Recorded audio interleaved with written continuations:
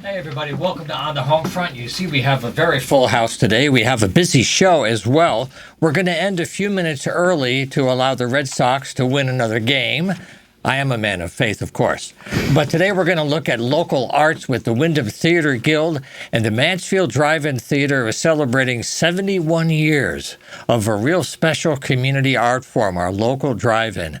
So we're going to have some of the folks who are very involved with that great institution. They're celebrating it this year. It's the end of the season. We'll have them for the second half of the show. So it's always great to have the Windham Theatre Guild in the house. We have some news to share. Coming up soon, we have a Dial M for Murder, the great Alfred Hitchcock story. They're going to be doing it coming up in September. And sitting next to me is the director, Nick Hargrave. And we also have two cast members with us today, Kathleen Narowski and also Justin Starr. Good to have you all here in the house. Welcome aboard. Good to be here. Thank you for having me. So taking on Alfred Hitchcock is always epic because, part of the fun of his films is how they're shot and the angles he presents. And I wonder now how you translated that into the stage, because there's an interesting use of the staircase and all these things. And how did you translate that to the stage? Well, I've been trying very hard not to be limited by the Alfred Hitchcock version of this story. This is an updated version of the story. This is one that was written and first produced in 2022 with an updated plot line, and everything is a little bit different. And I'm trying to make sure that we are our own version. I'm still trying to keep the tension of the Alfred Hitchcock and the style of pacing that he brings to everything that he does. And a lot of that actually comes in the dialogue, while making sure that the actors are keeping one another suspended with their dialogue. It helps bring forth the suspense that the story was given with the shots of the movie. Yeah. So let me bring in the two cast members too, because we're talking here, with Tony and Margot.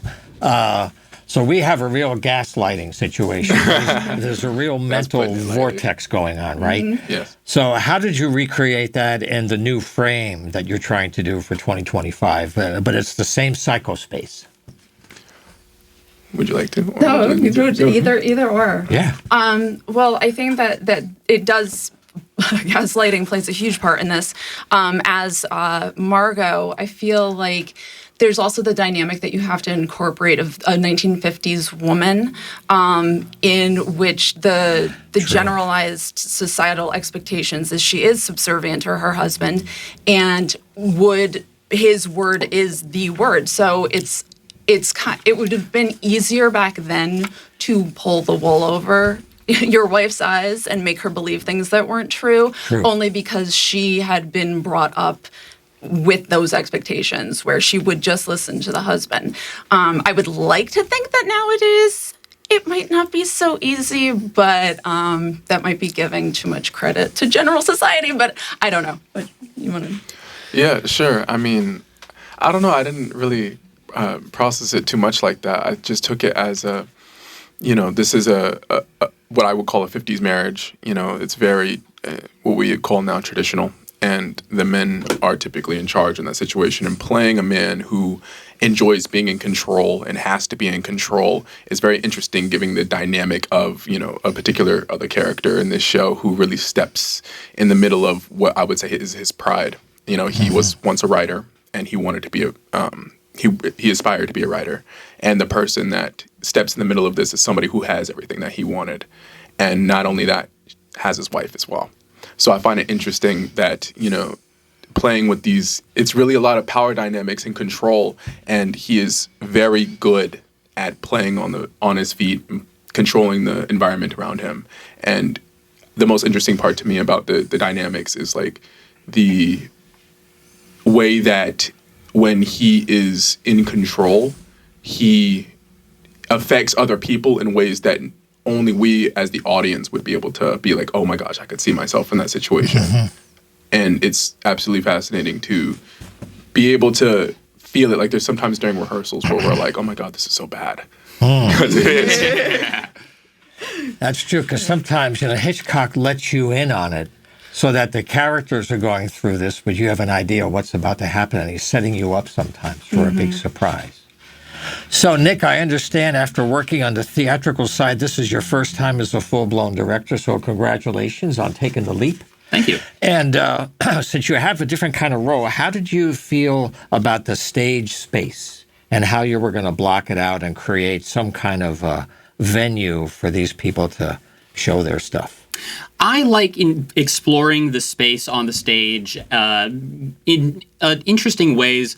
I like back at the Renaissance Fair where I did a little bit of direct-ish work before. A lot of the stuff that we did was having 2 or 3 people on a stage and constantly balancing each other. So finding that balance of who is at what place on the stage and who is opposite them, levels of who's standing, who's sitting, was the most important thing most of the time. And moving that to a narrative setting where we get to use those same ideas, but all with the general goal of telling a story and manipulating the audience's emotions, it is interesting. One thing that I've tried to do is using the actual positioning of the people on the stage to generally get across not just where we are in the story, but like to play with the audience's subliminal interpretation of how concluded the story is and at what level of tension we are at based on whether somebody's on the right side of the stage or the left. Right, and maybe the related lighting that goes into that to highlight certain areas, right? Yeah. And how about any incidental music? This isn't a very heavily music kind of a scene, but what do you do for sound or the use of sound in it? You're smiling already now. We have All one. right. So our Act 1 finale is actually a very intricate and something that we've been rehearsing a lot. It is a radio broadcast. Ooh, I like this. The entire scene is about 12 minutes long, and it is entirely staged to the sound of a pre-recorded radio broadcast that is playing over the events that are happening on stage. And it is timed out so that at dramatic pauses you can hear certain phrases from the radio filtering in as they have an ironic twist to what is happening on stage. Wow. That's fascinating use of interactive sound that way. You're smiling because that takes practice to get the timing right. Oh, took a lot of You're work. laughing, right? I bet. It's looking pretty good, and it took a while to get it there. Now, is the radio broadcast of the time? In other words, would it be a typical kind of thing you'd hear on the radio back then? It is actually one of the characters in the play doing a radio interview about her book. That she's writing in the play. So it is something that our actors have pre-recorded and then are playing while the other actors perform underneath it. Wow. Well, I just want to mention, in case you've tuned in on the radio here, we're talking to folks from the Windham Theatre Guild. They're doing Dial M for Murder in September, starting on the 19th and going through the 28th at different times, of course. Just go to the website for all the details for your tickets. It's windhamtheatreguild.org. And sitting next to me is the director, Nick Hargrave. Also, we have Kathleen Narowski and also Justin Starr from the cast. A question for you, Kathleen. You've been here with the Guild 21 years. A lot of hard work, a lot of love. But one thing I like about community theater is there's room for people to stay and grow and foster a real community connection and new people coming in. And we have a mix here of new and veterans. Yes. So what's it like and how does it keep so many of the cast members staying there for so long through all kinds of different plays every year? Yeah, well, I definitely consider Windham Theatre Guild my theater home. My first show there was Joseph and the Music Technicolor Dreamcoat. Wow. And it's really kind of incredible to watch the flow of people. And the best part about it is you never really say goodbye to anybody, but you're saying hello a lot for the first time.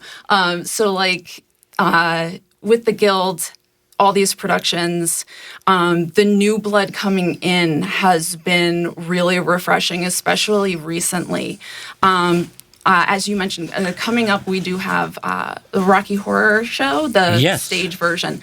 And this year, are so many new participants, and the enthusiasm has been so high from That's all a these big new cast, people. too. And I'm just really excited about young people finding their way to theater. I think a lot of the time, we don't necessarily cater towards youth.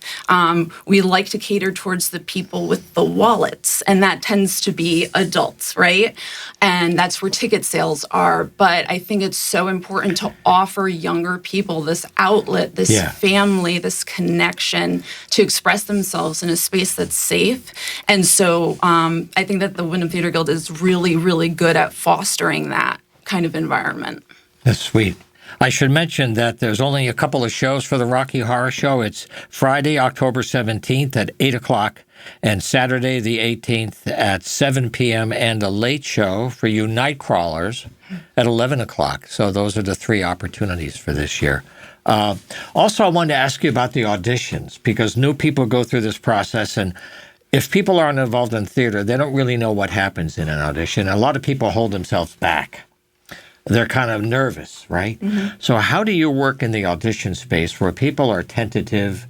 Not only are they not sure of the role, but they're not sure of themselves yet, but the doors are open in a way that a lot of theater is not.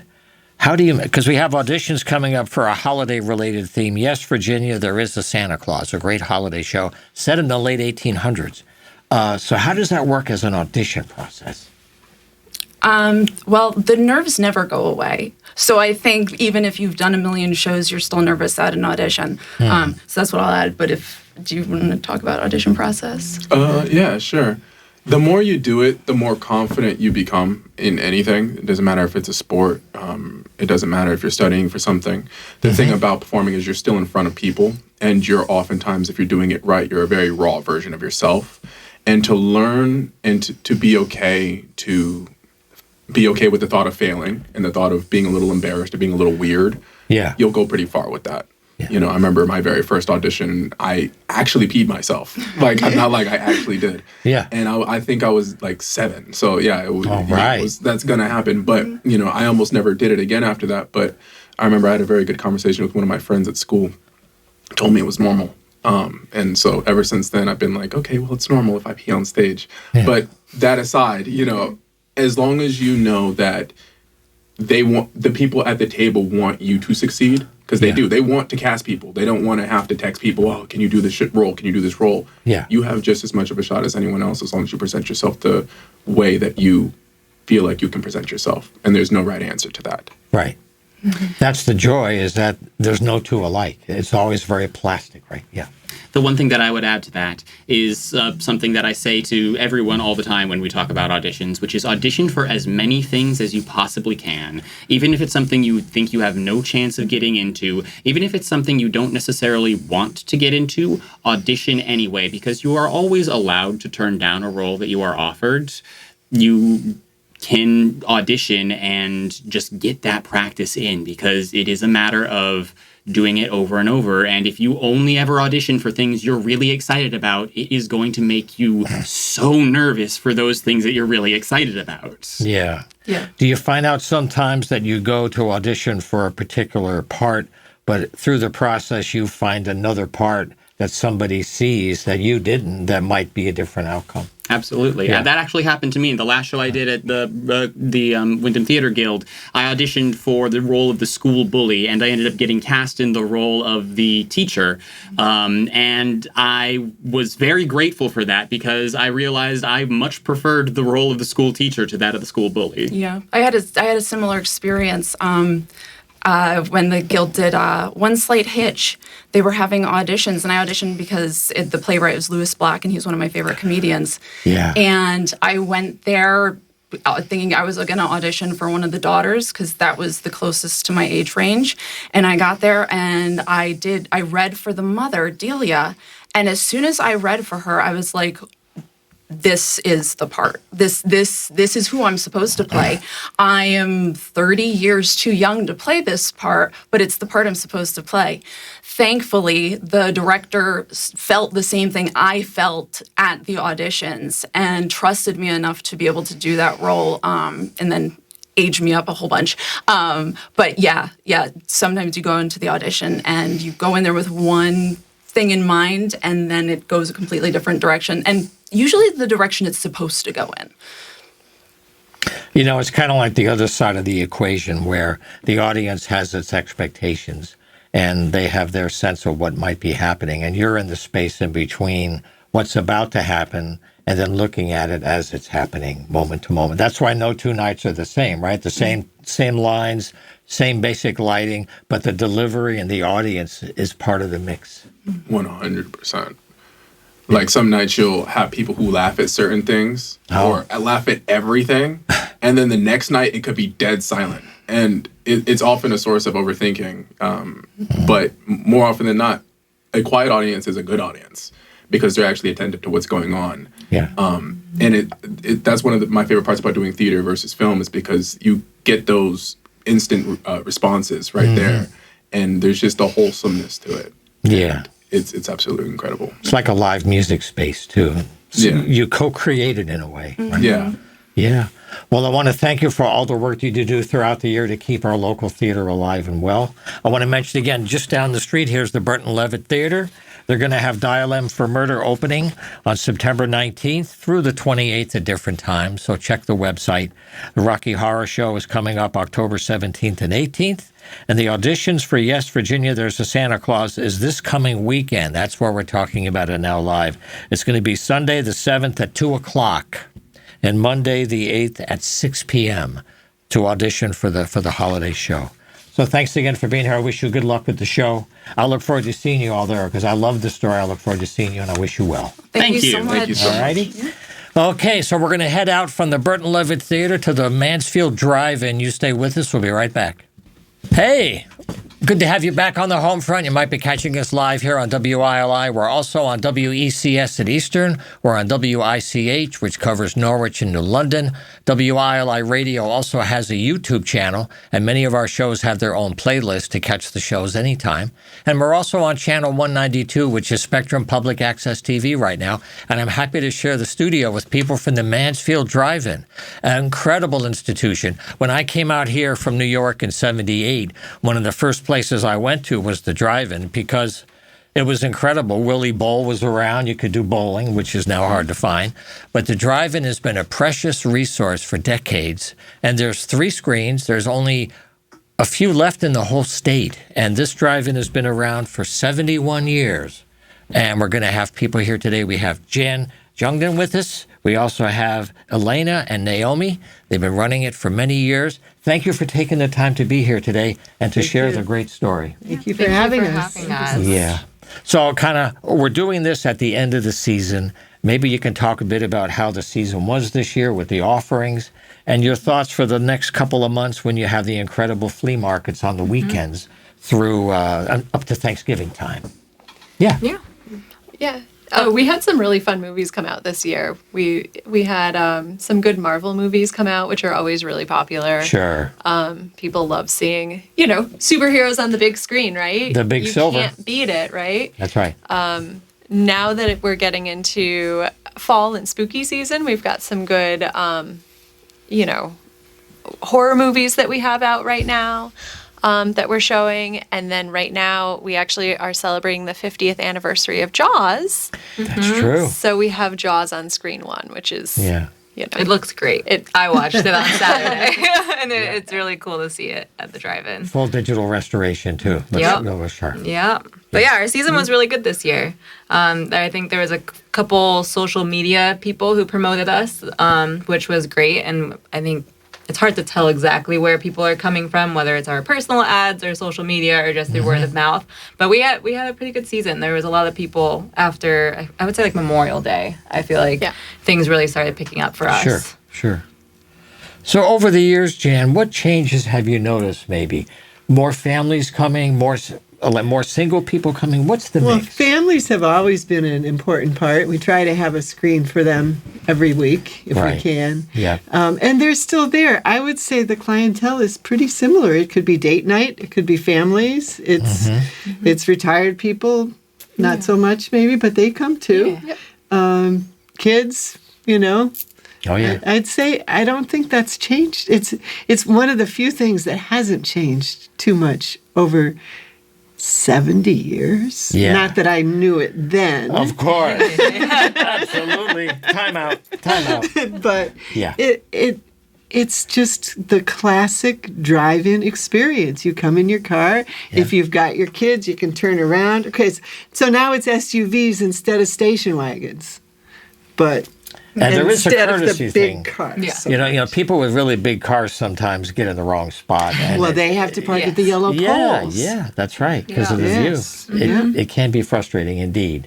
So, what about the drive-in films? People are there, but over the years, drive-in movies, like there was the whole thing of low-budget Roger Corman, Edgar Allan Poe horror movies, right?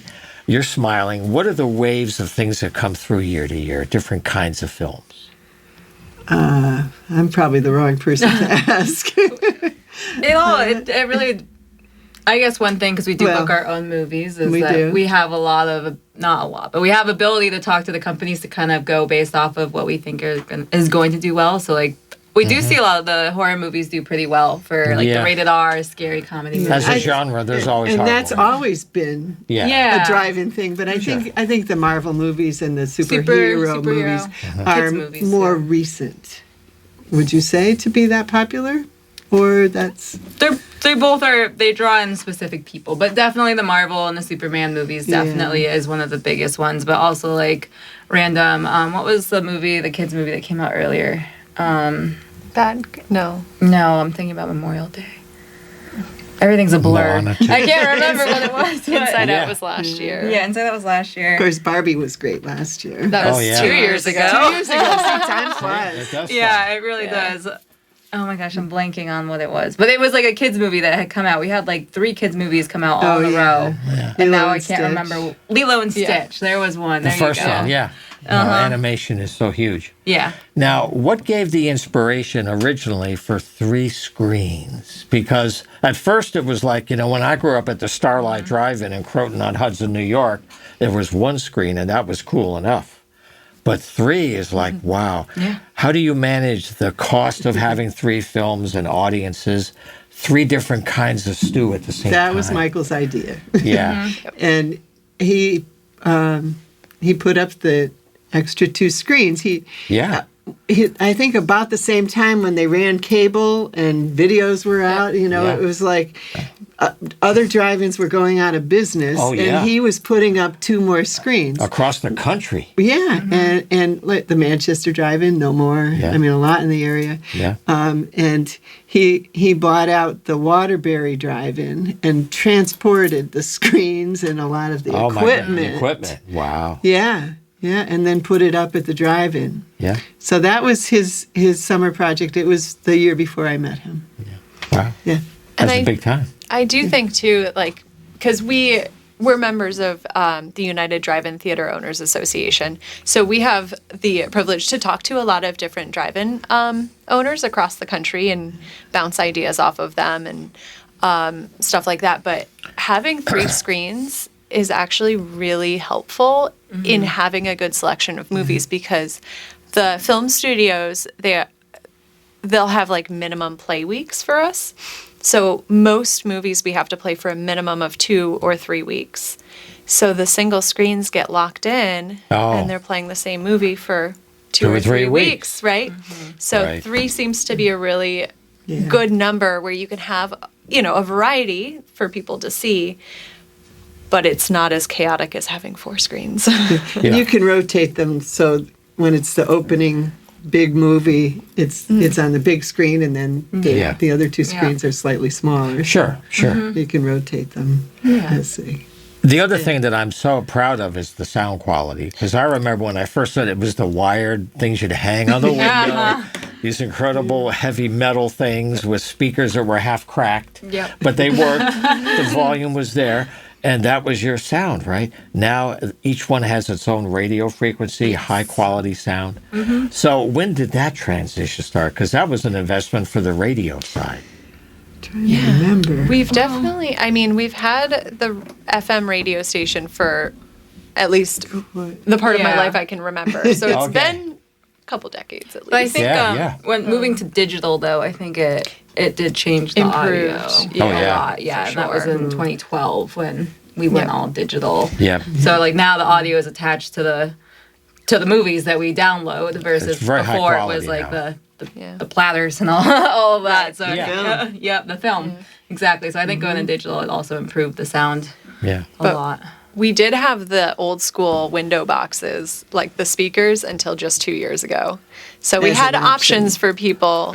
Cool. But they really did have, 1954 quality Very audio. retro, though. Very Oh, retro. yeah. The wiring was just so old. We had to give up. I know. Yeah. I know. People It would gets drive chewed away on. with them. Yeah. It was they Yeah. saw a lot in their day. So let me ask you this now.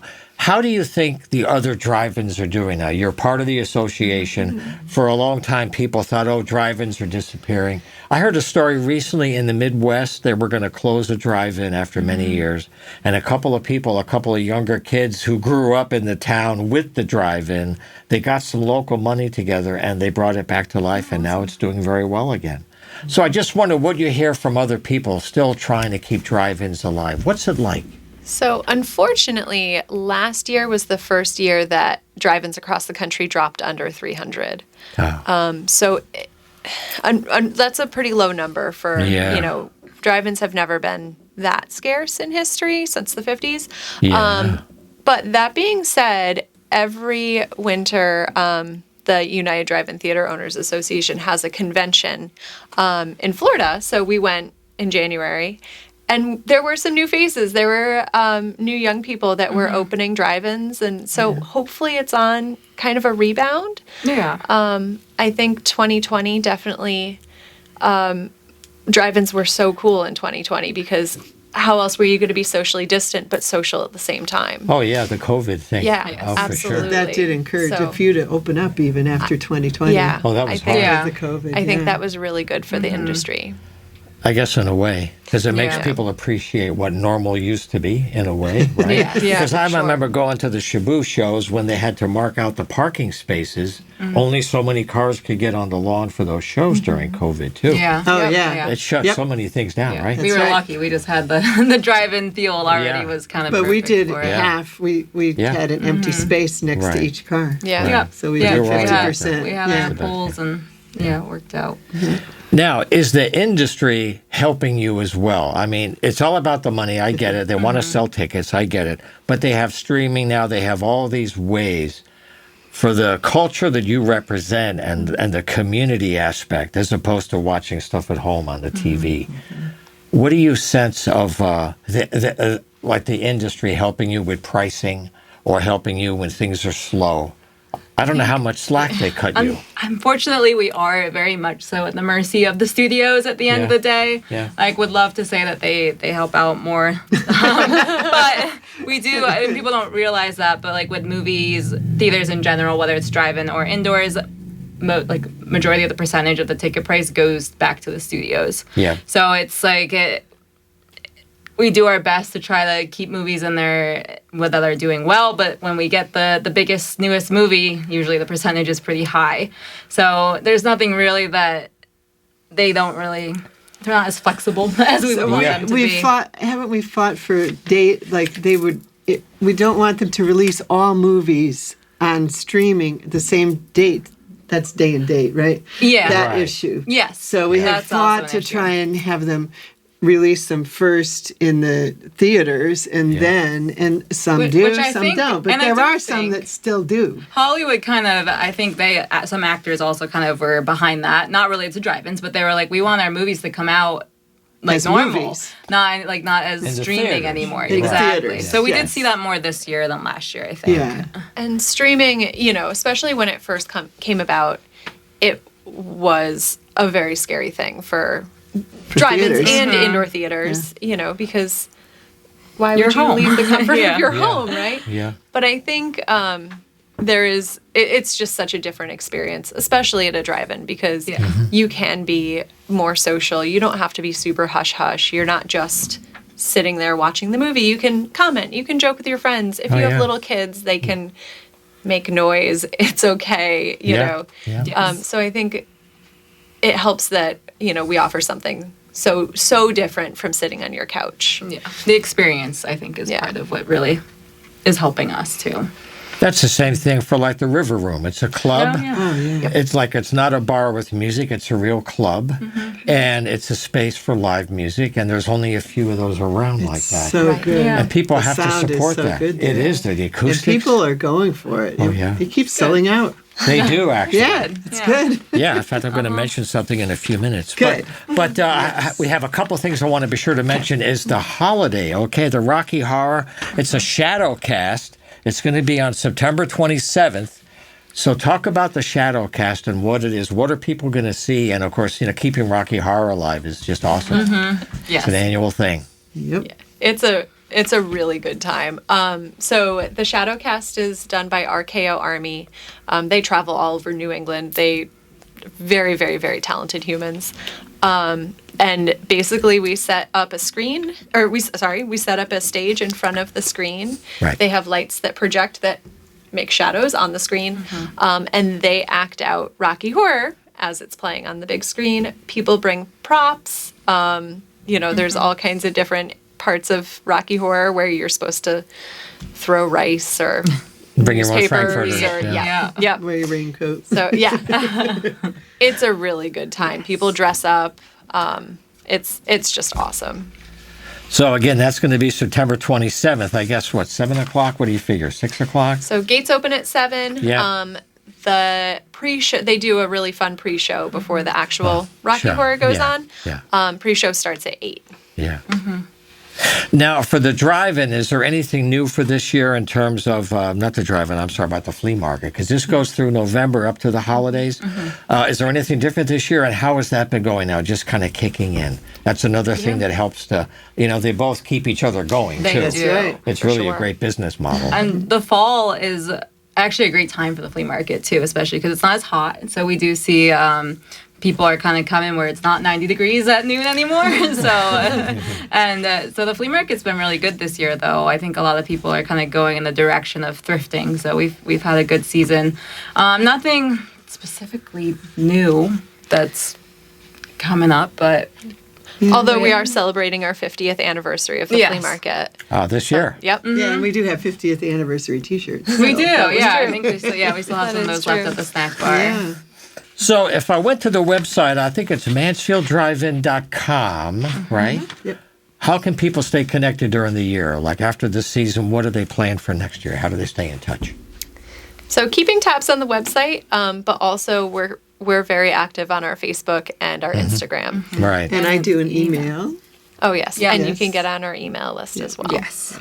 Yeah. Send And then we emails. update it. We book movies every week, so it's not, we don't have like a full calendar or anything for the future year, but once we do start up, we update our website every Monday for the next weekend's movies.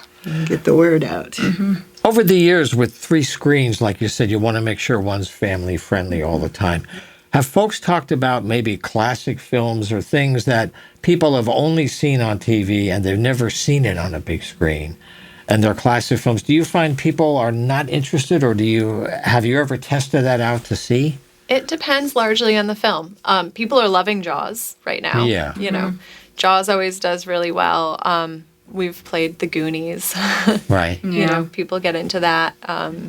But Played even like Harry Potter and that type of thing. There's a large Right. fan base, but sometimes it depends on the year. Right. I guess so. Yeah. The flow is different. It is. And do people give you good suggestions sometimes and surprise you with what they throw in the hat?